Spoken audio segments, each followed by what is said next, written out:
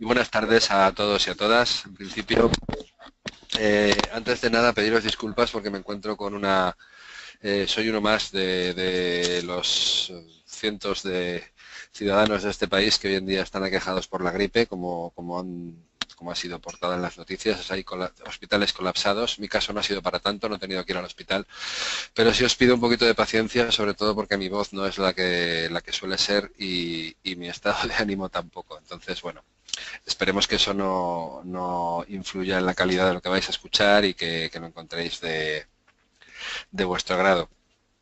Básicamente, como decía Daniel, bueno, lo primero casi volveré a disculparme porque estoy dando un webinar sobre fintech y financiación y yo no soy un financiero ortodoxo. Realmente yo me he movido en el mundo del emprendimiento durante muchos años y lo que he visto es que pues que no se puede vivir de espaldas a las finanzas. Básicamente yo soy un financiero que me he ido haciendo en la práctica, tengo algo de formación, pero no es mi especialidad, como digo, pero sí que tengo experiencia en todo lo que tiene que ver con la búsqueda de financiación para empresas. Entonces, esa es la orientación que le he dado al webinar. Creo que desde la honestidad hay que hablar de lo que uno más sabe. Hoy en día el concepto fintech, como decía Daniel, bueno, pues por una parte es un desconocido y por otra pues es un concepto muy mediático con el que nos bombardean sobre todo desde la comunicación en redes sociales y en Internet. Y quería aprovechar la oportunidad que me ofrece ALDE precisamente para unir estos dos mundos, el de la financiación empresarial, de aspectos en los que soy profesor, y el mundo de las finanzas o fintech, finanzas tecnológicas o fintech. Bueno, pues sin más presentaciones, os cuento un poquito. El índice, lógicamente, como os acabo de decir, tiene dos partes esta presentación. La primera vamos a hacer brevemente un repaso de fuentes de financiación comparando lo más tradicional o lo más al uso con fuentes alternativas y precisamente uniendo con esas alternativas que solo son posibles en un entorno a veces de economía colaborativa y en un entorno en el que tenemos que aprovechar las oportunidades que nos ofrece la tecnología. Hay muchas buenas ideas que durante años no han podido llevarse a la práctica porque no estaban desarrollados conceptos como el mobile, por ejemplo, o como la geolocalización, o como el blockchain, etcétera, ¿no? Entonces, ¿qué decir del Big Data? Bueno, veremos un poquito cómo se relaciona el concepto fintech con todas estas tendencias y pondremos algún ejemplo. Es muy fácil estar desactualizado porque cada día salen ejemplos nuevos y uno no puede pretender abarcar todo y tampoco entiendo que la audiencia que tenemos hoy pues está formada por personas de diferentes países y lógicamente uno no puede abarcar todo, como digo. Lógicamente los ejemplos que he introducido entiendo que son los más relevantes desde mi punto de vista en el momento que he preparado esto y en el entorno en el que yo me muevo. Si en algún caso alguien quiere al final aportar alguna cosa más, algún ejemplo más, lo podemos ver perfectamente en el apartado de preguntas. Vale, pues pasamos a la presentación como tal, primera parte. Y antes de hablar de financiación, lo que tenemos que plantearnos es si necesitamos. A veces hay preguntas cuando uno se embarca en el mundo empresarial, en el mundo del emprendimiento, que son como cuando alguien te las escucha o te las lee, dice, pero ¿cómo es posible que puedas decir esto? ¿No? Esto es sentido común. Bueno, pues preguntas súper sencillas que no engloban ningún conocimiento tecnológico, sino que simplemente son de pararse un momento, dejar un poco de lado la vorágine del día a día y pararse a reflexionar, son tremendamente útiles a la hora de definir una estrategia empresarial a nivel financiero. Básicamente, la primera pregunta que nos tenemos que hacer es primero, ¿para qué necesitamos el dinero? Porque hay veces, yo he visto casos de emprendedores que se lanzan en búsquedas en rondas de financiación y cuando escarbas un poco en el plan de negocio, pues dices, bueno, pero ¿para qué quiere dinero esta gente si es que no les hace falta, ¿no? Es Pero bueno, vamos a suponer que que esa reflexión ya la hemos hecho, que tenemos un plan de negocio trabajado sobre unas buenas bases y llegamos a la conclusión de que necesitamos financiación. Bueno, pues la primera pregunta que nos hacemos es ¿con qué se financia? ¿Con fondos propios o con deuda? Eh, Básicamente se manejan dos tipos de escenarios, donde el equilibrio entre capital y deuda puede ser a favor del capital o a favor de la deuda, y donde, en mi opinión, hay que tener en cuenta tres atributos como son el control, el riesgo financiero y la rentabilidad. Cuanta más deuda tengamos, más rendimiento se esperará, el riesgo será mayor y mantenemos el control precisamente porque estamos priorizando la entrada de deuda, de una cantidad de dinero que vamos a tener que devolver, frente a la entrada de capital que nos haga disminuir nuestra participación en la empresa. Lógicamente, desde el punto de vista opuesto, en un escenario de alto capital y baja deuda, pues el control de la empresa se comparte o en principio potencialmente se comparte con los inversores y el riesgo es menor porque de alguna forma el capital pues queda salvaguardado. Perdón. Otra pregunta que a mí me gusta mucho hacer en este tipo de charlas y cuando tengo la oportunidad de estar con emprendedores normalmente más jóvenes que yo. No todo vale para todo el mundo y no todo vale en cualquier momento. Lo que hoy puede ser muy atractivo, una entrada de un business angel que me aporte conocimiento y contactos para multiplicar por 1000 mis clientes, pues mañana puede ser un desastre y a la vez, ¿no? Entonces, hay que tener muy claro en qué momento estamos, en qué momento nos encontramos. No es lo mismo acabar de fundar una empresa que tener una trayectoria con ventas y márgenes consolidados. No es lo mismo tener unos horizontes modestos que plantearse una internacionalización y ponernos a vender físicamente, distribuir en Asia o en 10 países de América Latina a la vez. Entonces, hay una serie de decisiones estratégicas que siempre van de la mano de las decisiones financieras. Al final, el financiero es un elemento de la estrategia de la empresa, tiene que estar al tanto y tiene que estar alineado con esa estrategia, ¿no? La financiación clásica que podemos encontrar, un poco enumerando y de manera rápida para poder pasar pues lo más rápido posible a lo que más probablemente tendréis ganas de escuchar, que es lo que tiene que ver con FinTech.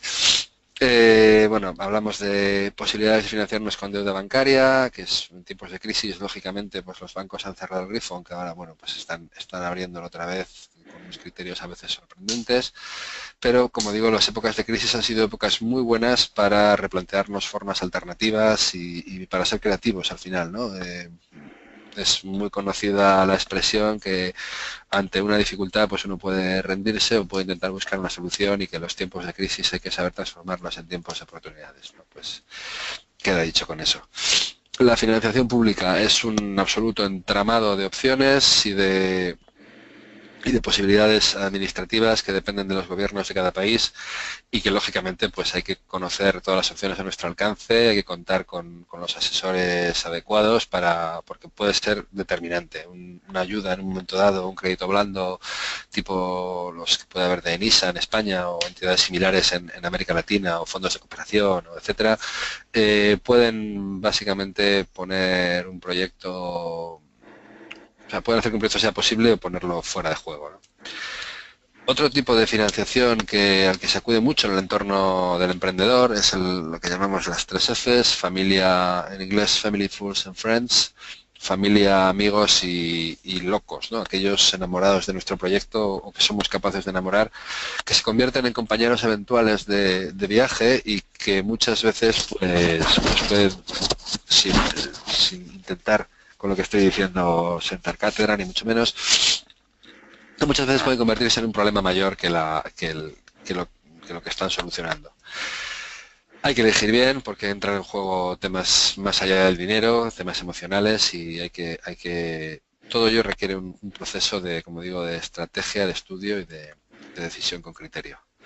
Los patrocinios y donaciones históricamente pues ha sido también una forma muy interesante de buscar financiación. Aquí hay que buscar pues una relación ganar-ganar entre el patrocinador y el patrocinado, entre quien dona, según qué sectores. En el sector lógicamente más social de ONGs, pues las donaciones tienen un valor importantísimo. y lógicamente no son aplicables para todos los sectores. Como decía, el contar en un momento dado con un business angel, con una persona que nos aporte dinero y que normalmente suele aportar algún otro tipo de intangible, pues puede ser clave y muchas veces lo es, ¿no? Tanto a nivel de business angels individuales o de organizaciones en incubadoras o en aceleradoras de empresas, es siempre una opción que hay que tener en cuenta y para ello lo que hay que hacer es manejar muy bien nuestros materiales, manejar nuestro plan de negocio, tener una capacidad de persuasión, de enamoramiento fundamental, ¿no? Esto es una de las cosas que enseñamos en un máster en dirección financiera del que soy coordinador. Una de las cosas que decimos a los alumnos y alumnas es que hay una parte muy importante que es hacer, pues conocer y hacer, lógicamente pues hacer previsiones, hacer balances, operar, tener una serie de control de la operativa, pero que hay una parte fundamental en el mundo del emprendedor que es la comunicación. Si nosotros no somos capaces de comunicar, de enganchar emocionalmente con alguien, en este caso con un business angel, para poder embargar nuestro proyecto, pues lo vamos a tener mucho más difícil. En la medida en la que avanzamos en crecimiento, en madurez y vamos teniendo una compañía más consolidada, pues nos podemos plantear entrar en el entorno o en el mundo del capital riesgo, donde bueno, ya estamos hablando de normalmente cantidades más elevadas, de planes más ambiciosos, de entramados legales más pues mucho más complejos que lógicamente pues requieren que o bien dentro de la compañía o de manera externa pues se cuente también con una asesoría, con alguien que realmente nos pueda orientar en este mundo para que no nos coman literalmente, ¿no? los fondos de capital riesgo. Tienen mala fama, pero de verdad que no hay de todo, ¿eh? Normalmente es gente que tiene un negocio muy claro, que sabe lo que quiere, que busca altas rentabilidades, pero que no se come a nadie y está ahí para hacer su trabajo normalmente de manera honesta. Para terminar un poco con toda este repaso rápido que estamos haciendo a los tipos de financiación tradicional, sin duda hablar pues de la posibilidad de salir a bolsa, de acudir a los mercados financieros, que lógicamente pues requiere también de una preparación y de una estructura financiera que a nadie se le escapa, que es importante. Como decía al principio, ni todo vale para todos, ni todo vale en cualquier momento. Aquí, que se ve pequeñito, pues es un poco esta gráfica refleja de alguna manera el camino típico del emprendedor. Empieza a ser una etapa de I+D con algo de capital semilla y un prototipo donde ya puedes convencer a un angel para salir al mercado con un poquito de capital semilla, y a medida que vas creciendo, que te vas desarrollando, pues accedes ya a temas más serios como pues, fondos de venture capital o incluso temas de fusiones, adquisiciones o posibilidades de que tu empresa sea comprada, participada por una mayor. Como digo, a mayor avance el riesgo de fallo es menor, las cantidades con las que jugamos son mayores y de alguna forma, aunque hay excepciones, el control de lo que estamos haciendo pues se va perdiendo en la medida en la que lógicamente pues el dinero es de otro. Punto y aparte, me permitís que vaya bastante rápido porque lo que acabamos de contar para mí es un contexto necesario, pero en el que no me quiero extender porque no es el objetivo, pero sí me vale para contextualizar un poco lo que vamos a ver ahora. Hablamos de financiación alternativa, básicamente de crowdfunding. Crowdfunding es, como la mayoría ya conocéis, es una manera de financiar un proyecto mediante aportaciones pequeñas o no tan pequeñas de numerosos financiadores o patrocinadores que al final conforman un pool de donde nos podemos beneficiar. Realmente se ha demostrado, aunque el crowdfunding ahora mismo, en mi opinión, está empezando a tener está pasando por lo que llamamos en marketing una fase más de maduración. Tuvo una explosión ahora unos 6-7 años tremenda, de repente en todas partes hay plataformas de crowdfunding y lógicamente pues eso hace que se sobresature el mercado y que al final pues solo la gente más seria, los que hacen una apuesta más a largo plazo, pues sobrevivan, ¿no? De la gente que empezó, de las plataformas que se crearon, pues no todas están operativas y no todas son rentables y no todas funcionan igual de bien. Lo que sí es realmente es una alternativa real en tiempos donde ir al banco no es tan fácil y tiene además, nos vamos a detener un pelín en unas características que tiene el crowdfunding que para mí lo hacen tan interesante o más como el capital que podamos sacar. Es verdad que suelen ser cantidades limitadas y que hay que luchar contra una sensación de incertidumbre en toda la etapa posterior. Una vez que uno ya consigue el objetivo que se había propuesto, dice, bueno, ¿y ahora qué? ¿Ahora qué es lo que me van a dar? ¿Cómo sé yo que el dinero que he puesto va a llegar a buen fin? Etcétera, etcétera. Como os decía, el crowdfunding para mí tiene un valor tremendo, porque te permite poner poner el foco en lo que estás haciendo. O sea, realmente, si tú lanzas un proyecto, como un caso paradigmático, como va a ser el de Fitbit, hace unos años, lanzas un proyecto al mercado y resulta que sin más que un prototipo, tienes cientos o miles de personas que ya han comprado tu producto sin ni siquiera haberlo visto porque les parece alucinante. Qué mayor variación de un MVP, de un producto mínimo viable, que esa, ¿no? Nosotros, cuando en marketing definimos los ciclos de lanzamiento de empresas y de productos, pues lo que estamos deseando siempre es construir el producto mínimo viable, algo que funcione y realmente testearlo bien bajo una filosofía lean o bajo otro tipo de esquemas de funcionamiento, pero al final lo que es muy interesante es salir enseguida al mercado y ver cómo responde este mercado, porque yo tengo un plan de negocio, yo digo que voy a vender no sé cuántos miles de unidades en todo el mundo, pero al final hasta que no salgo al mercado y veo la respuesta del mercado y veo realmente si esa competencia a la que yo he ninguneado en mi plan de negocio es potente o no, y sobre todo ver si el público está interesado de forma real en mi proyecto, hasta que no llego a ese momento, realmente no sé si lo que estoy haciendo es interesante, ¿no? Como digo, el crowdfunding para mí es una forma de validar el modelo de negocio de un valor incalculable.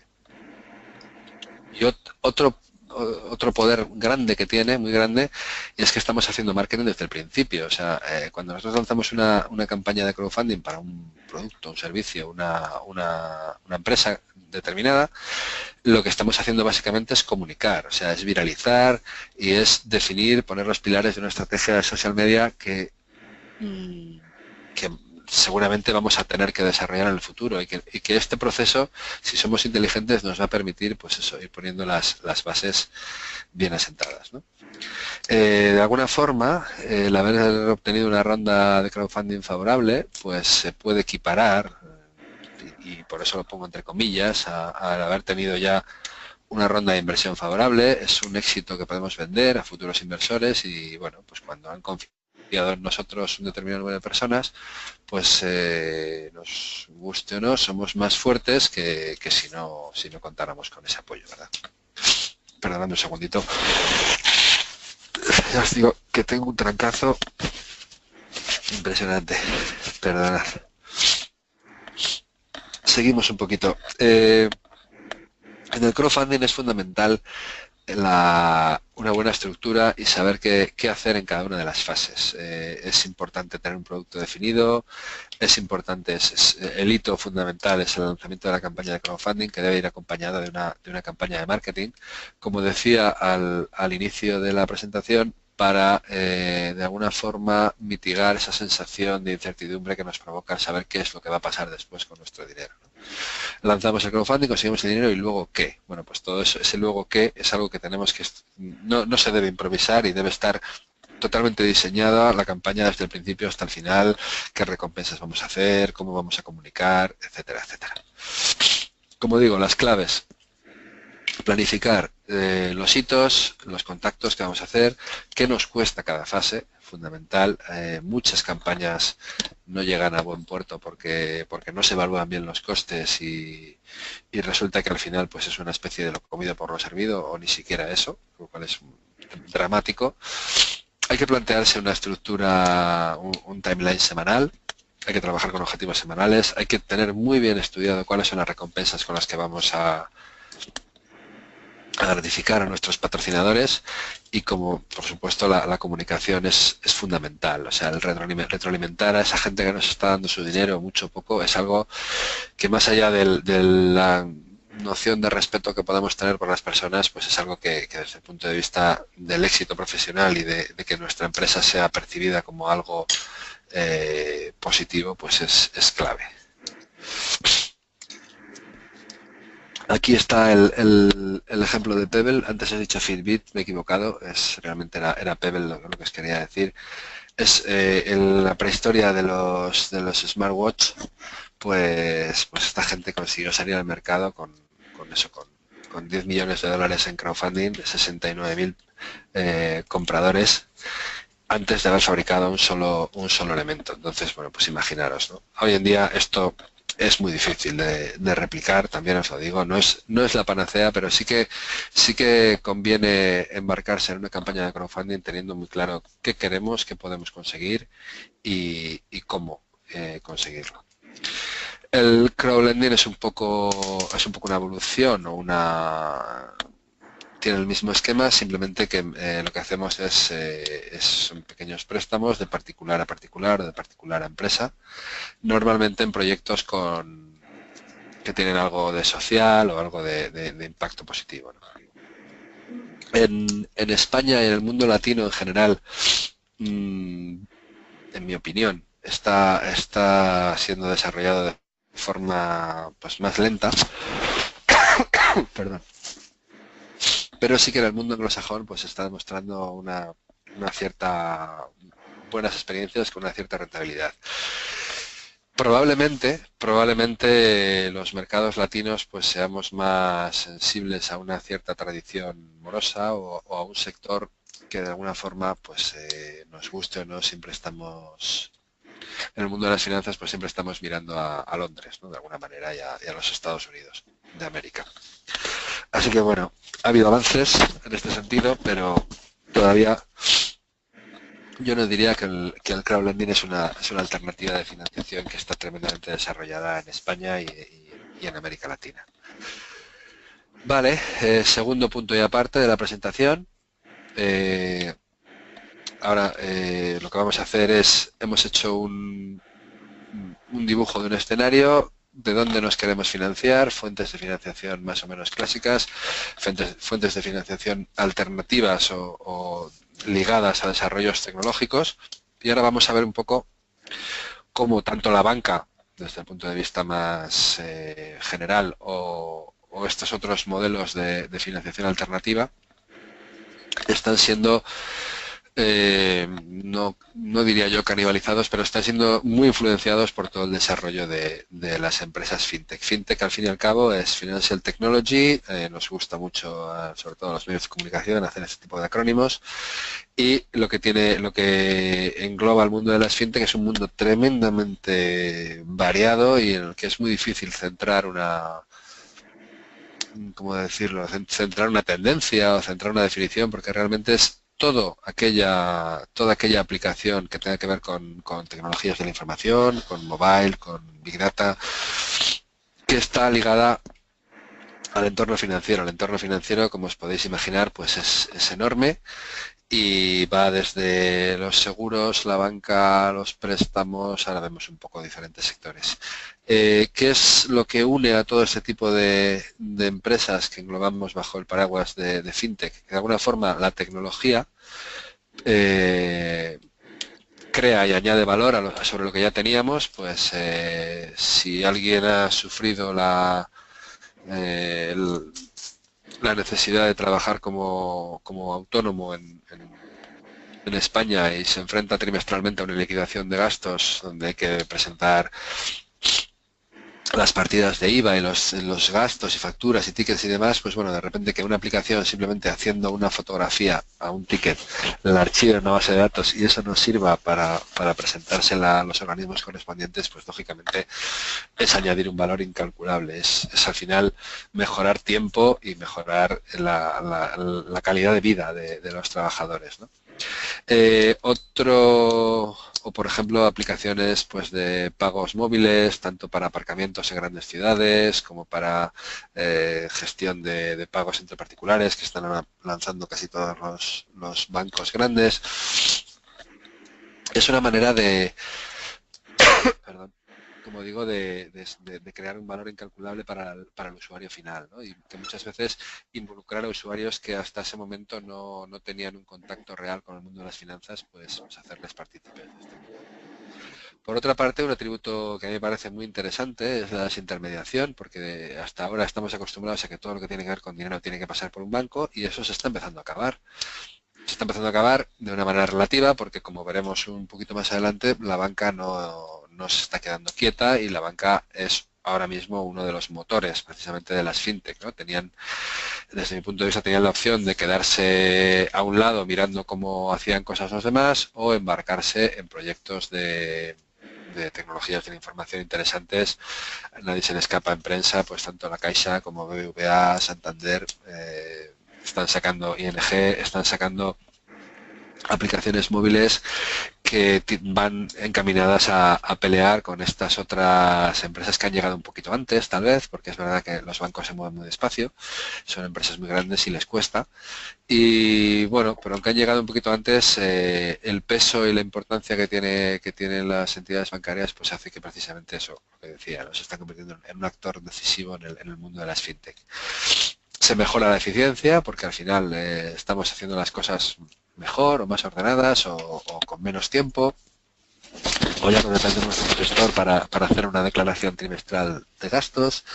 Y un parámetro que a mí me parece clave también es que las fintech han traído la tecnología, como decía, lo han hecho mucho más accesible a todo ese gran número de usuarios que no saben ni tienen por qué saber grandes conceptos financieros, pero que al final los utilizan en el día a día en una hipoteca, en una compra o en un cálculo de la nómina de su trabajo, ¿no? Entonces, esa caja negra y ese mundo oscuro que estaba siendo el mundo de las finanzas hace poco, desde mi punto de vista, se está aclarando un poquito gracias también a las fintech. Como os decía, la presencia es total, o sea, es a nivel horizontal y vertical. Es, desde banca móvil, modelos de comportamiento basados en Big Data para hacer predicciones y sacar conclusiones tanto en el mundo de los seguros como enfocados a marketing, temas de compliance, de adecuación a normas. Por supuesto, en el mundo del crowdfunding no podría ser desarrollado sin unas plataformas tecnológicas en las que se soporte. El mundo del seguro, sin duda, las monedas alternativas. Paradójicamente se está dando ahora muchísima, si veis, navegáis un poquito por internet, por los principales foros de finanzas y veis, vais a buscar noticias sobre bitcoins, veréis que ahora mismo está muy en tendencia, pero no tanto por el aporte que hace el bitcoin en sí mismo, sino por la tecnología que está detrás, los llamados cadena de bloques o blockchain, que parece que va a ser de aplicación general pues en todo el mundo de las tecnologías de la información y que van a permitir pues hacer cosas muy distintas a las que se estaban haciendo hasta ahora a niveles de seguridad. Más sectores, las divisas, las fintech permiten automatizar procesos, en el mundo del riesgo se están utilizando también, en fin, podríamos estar aquí, terminar la presentación y seguir enumerando subsectores dentro del mundo financiero donde las fintech son de aplicación. Un par de reflexiones que me gustaría haceros y compartir con vosotros y con vosotras tiene que ver en primer lugar con la usabilidad. Las fintech están haciendo que usemos las finanzas, que tengamos en el móvil una aplicación con la que podamos ver el saldo que tenemos en cuenta y además hacer una transferencia y directamente puedo hacerle también un pago de, no sé, de un concepto personal o puedo utilizarlo para una gestión más profesional de cobros, pagos, facturación y demás. Es traer a las palmas de la mano pues unas posibilidades que hasta hace poco pues estaban restringidas no ya al ordenador en casa, sino a ciertos programas basados pues en contabilidad o restringidos a gente experta y en un entorno pues donde la mayoría de los mortales pues no nos asomábamos. Lógicamente todo esto está teñido de innovación. O sea, al final todas las empresas que nacen presentan componentes de innovación, intentan mejorar propuestas de valor que no se habían trabajado hasta ahora, intentan cubrir pues esos tan buscados océanos azules donde poder desarrollar una estrategia de marketing y de ventas sin la siempre temida competencia, ¿no? Y, por supuesto, un valor añadido brutal. Ahí he puesto Big Data, pero no solamente. O sea, las conclusiones que se pueden obtener ahora mismo a nivel de, sobre todo, y me vais a perdonar que lo lleve un poco a mi sector, sobre todo a nivel de marketing, de toda la cantidad de datos que se están ahora mismo generando en este momento, cada uno de vosotros tiene una conexión a Internet y seríamos capaces de saber quién en qué momento se ha conectado y se ha desconectado de esta webinar, qué es lo que le ha interesado más, qué comentario desafortunado he podido hacer que hace que 3 personas en Colombia se desconecten. En fin, estamos totalmente monitorizados, hay cantidad de datos que están ahí, que están en la red y que de momento muy poca gente está sabiendo utilizar y sacar provecho de ellos. Y esto, pues lógicamente, es otra de las tendencias que viene o que está ya aquí, ¿no?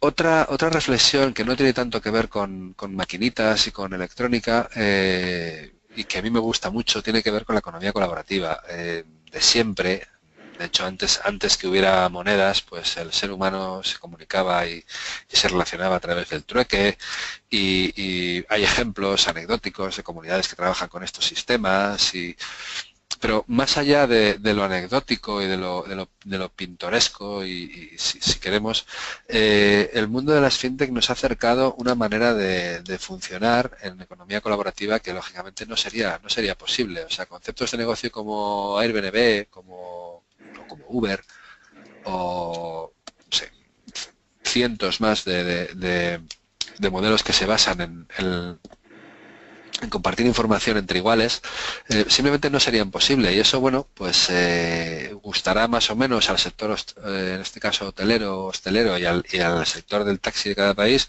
pero es una realidad que, por supuesto, que habrá que regular y habrá que hacer que sea tan segura y que aporte tanto valor añadido como los medios tradicionales, pero lo que en ningún caso se puede hacer es poner puertas al campo, ¿no?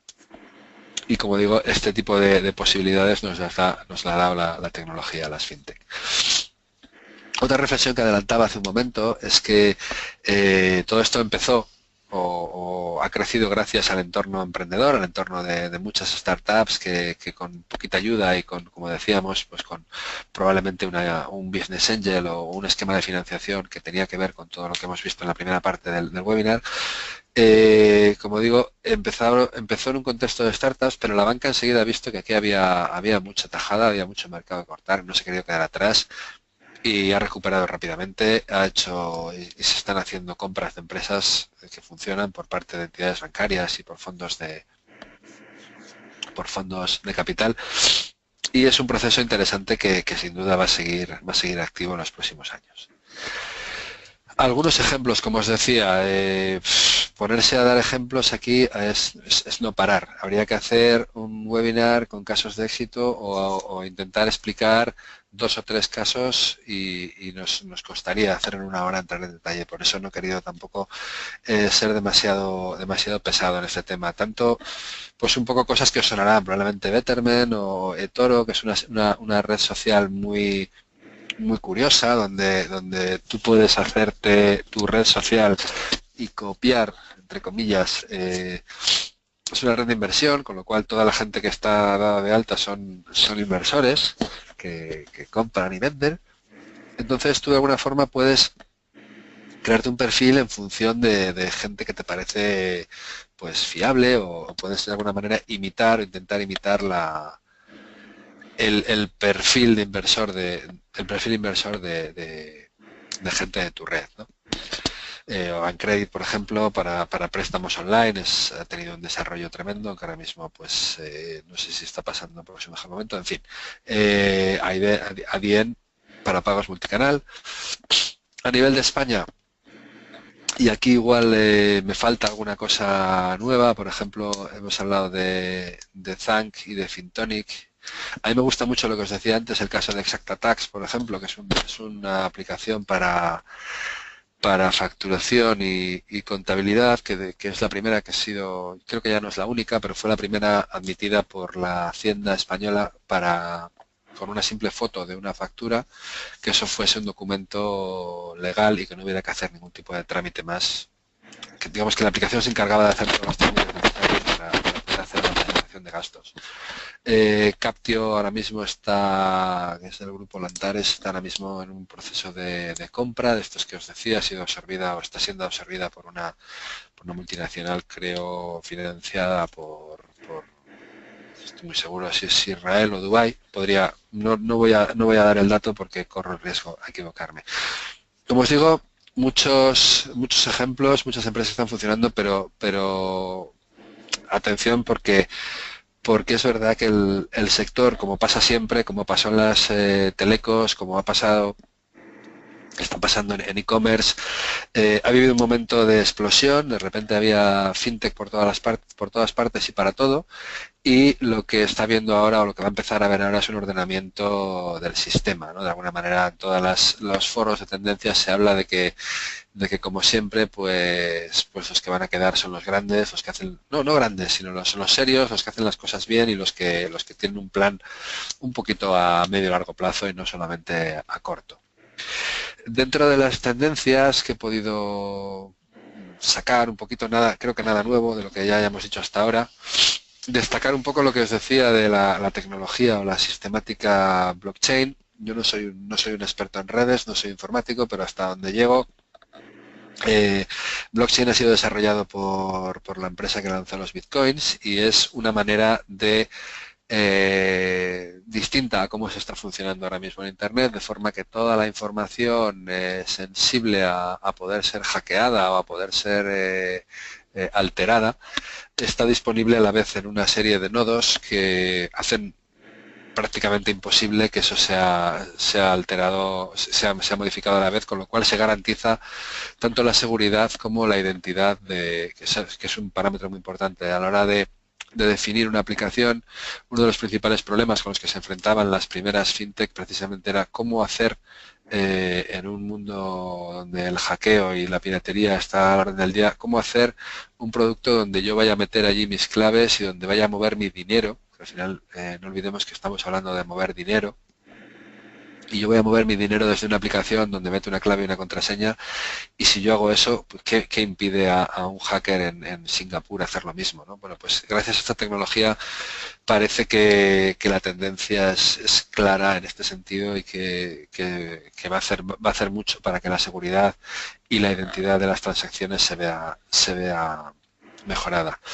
Como os decía, en la explosión del Big Data, que también a la que vamos a asistir, que ya estamos asistiendo, pero que va a conocer un momento sin duda muy dulce en los próximos 2-3 años, en la medida que seamos capaces de analizar toda la cantidad de datos que se generan en redes sociales por movimientos de móviles y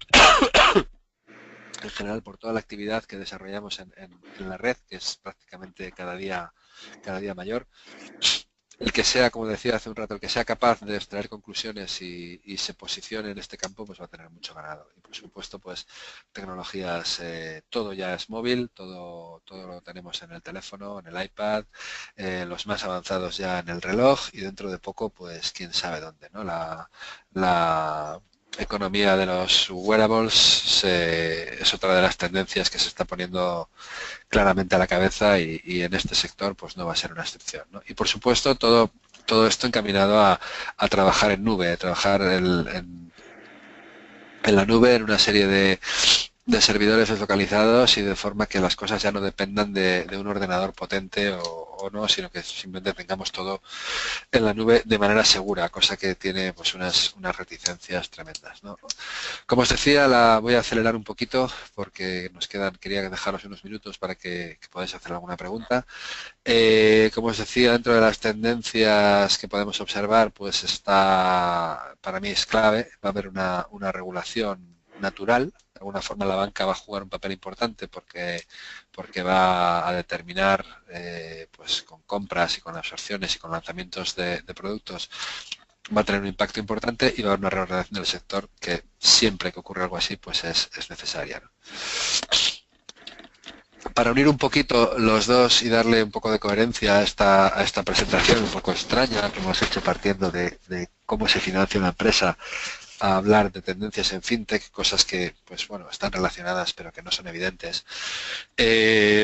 Para mí la clave de por qué quiero contar esto así está un poco en esa transparencia. Hasta ahora teníamos unas alternativas y lo que nos está dando así muy claramente, lo que nos está dando el mundo fintech es alternativas reales a través del crowdfunding y a través de otros medios del crowdlending y de otras posibilidades, alternativas reales a las que teníamos de financiación de una manera más flexible y mejorando la eficiencia, mejorando los costes. Ejemplos de financiación a través de fintech, pues dos de las empresas que os nombraba hace un momento, tanto Finanzarel como Novicap, se dedican a vender efectos comerciales, a vender facturas. Tienes lo que siempre se ha hecho con el factoring, bueno, pues ahora lo puedes hacer directamente a través de una aplicación sin necesidad de contratar una línea de factoring con un banco, ¿no? Pues bueno, son cosas que hace 5 años o quizá 3 años era ciencia ficción y hoy en día pues funcionan. Ejemplos de crowdfunding que creo que sobreviven todos ellos a día de hoy, pues Berkami, Iberem, CrowdAngel, en fin, creo que todo el mundo conoce. El mundo del crowdlending, como digo, es un poquito más desconocido y bueno, quizá en mi entorno yo conozco un poquito más el caso de Arboribus en fin, son empresas que están funcionando y están creciendo con unas perspectivas de crecimiento. Igual no se han beneficiado tanto de la parte mediática como el crowdfunding, pero sin duda es un sector muy interesante. Terminar con dos cositas. Antes de haceros una breve conclusión, deciros que parte de la información y para quien quiera estar al día en estas dos webs, por supuesto, muchas más y en muchos más foros en los que no voy a entrar ahora, pero que sepáis que tanto para audiencia española como latinoamericana, pues estas dos páginas funcionan bastante bien y son bastante dinámicas. Se pueden encontrar bastantes cosas para todos los que os hayáis quedado con hambre de saber más. Y volviendo a lo que decía al principio, a veces de las cosas de sentido común y que caen por su peso, ¿no?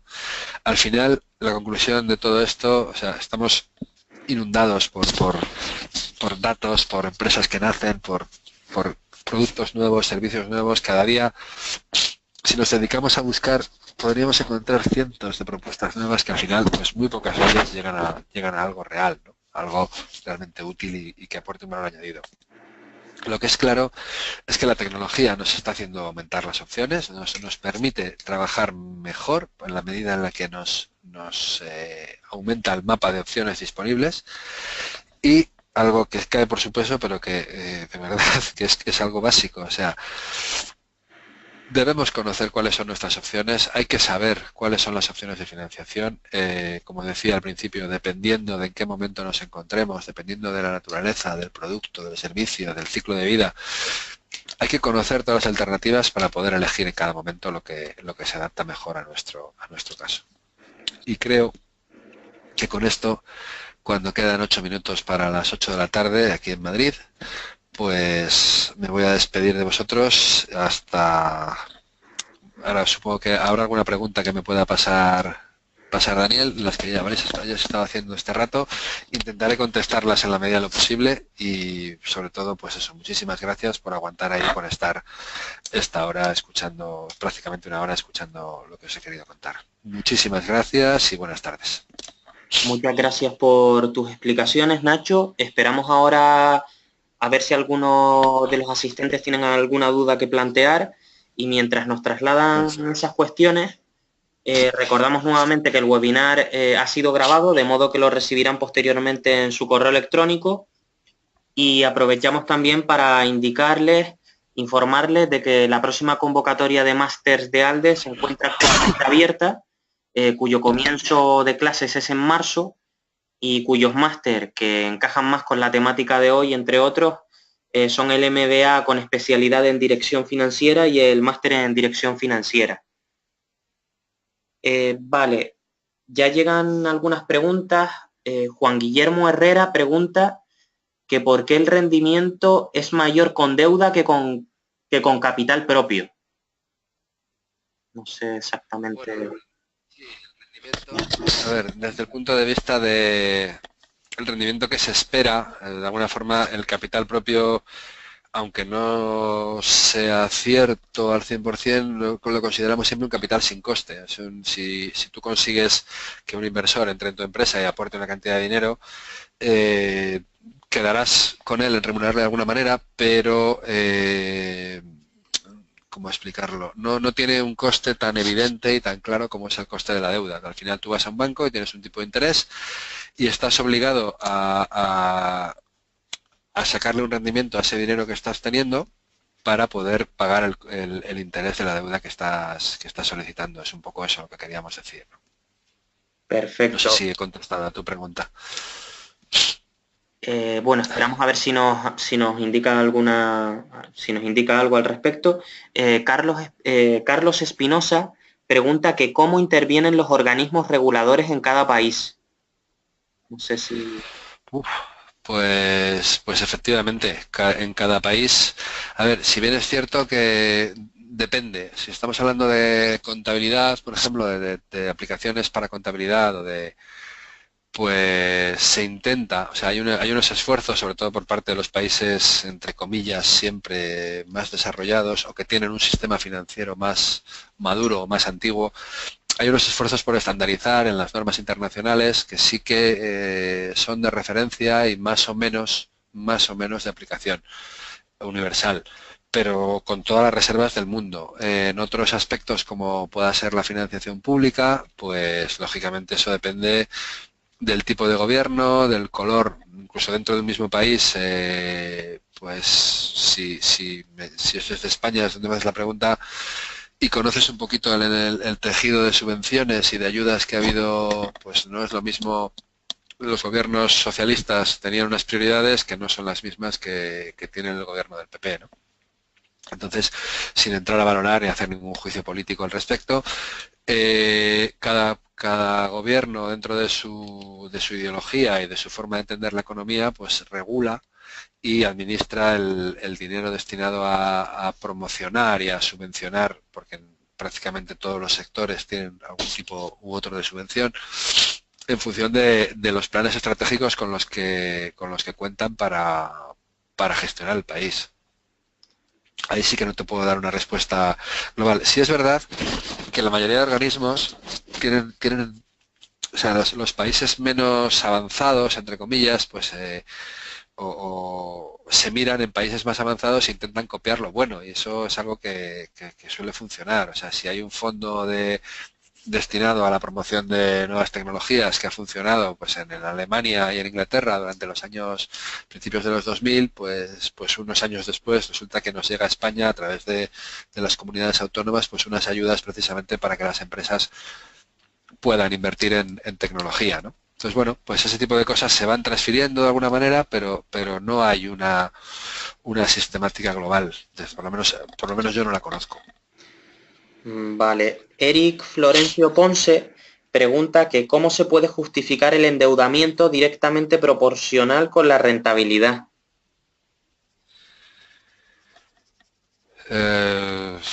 Vamos a ver. Me vas a permitir mover. ¿Me puedo mover por la...? Sí. Vale, Por la diapositiva. Espera, a ver, la vuelvo a Vale. colocar a pantalla a modo completo si quieres o... Sí, esa es. Esta es, vale. Vamos a ver. Sí, Vale, es un poco lo que... te ha ido a la primera. No te preocupes, no te preocupes, no hay problema. Es un poco lo que decíamos antes, ¿no? De alguna forma, y aunque esto es una trampa y el dinero que nos... O sea, todo dependerá del contrato que hagamos y de cómo lleguemos a formalizar este acuerdo con los posibles inversores que entren en nuestro negocio. Pero en principio, en el entorno financiero solemos decir que los fondos propios no tienen coste. Realmente no es verdad, porque cuando tú inviertes dinero en una sociedad, lo que estás esperando es obtener unas rentabilidades en forma de dividendos o en la forma que sea, ¿no? Pero de alguna forma, lo que no tienes es esa urgencia de que ese dinero sea rentable, como si lo pones rápidamente, o sea, como si estás hablando de una deuda que estás pagando mes a mes el interés por la deuda. Por eso es de lo que cuando decimos que alto capital y baja deuda nos movemos en un entorno de menor rendimiento sobre la inversión, lo que queremos decir precisamente es eso, que como el capital es mayor, el rendimiento que le estamos sacando es menor, mientras que si podemos contar con dinero que no es nuestro, a ese dinero nuestro, a esa parte nuestra que es menor, proporcionalmente le vamos a sacar más jugo. No sé si te he liado más con esto o he contestado a tu pregunta. Bueno, muchas gracias por tu aclaración, Nacho. Bueno, nos escribe por aquí dar las gracias a Juan Guillermo, que nos había preguntado antes, y Eric también, o sea que les ha quedado clara esta cuestión. Me alegro mucho porque de verdad que no estoy en mi mejor día. Estoy con algo de fiebre y bueno, hemos intentado hacer lo mejor posible. Tenéis por ahí mi correo al final de la presentación y en el vídeo que estará grabado. Si alguna cosa os puede ayudar en el futuro y dentro de humildemente mis posibilidades, pues estoy a vuestra disposición. Bueno, pues esto es todo. Muchas gracias. Les recordamos finalmente que para cualquier duda, contacto, sugerencia, nos pueden escribir también al correo de admisión@ealde.es y les aclararemos todas esas dudas que nos planteen. Un saludo. Muchísimas gracias. Un saludo a todos.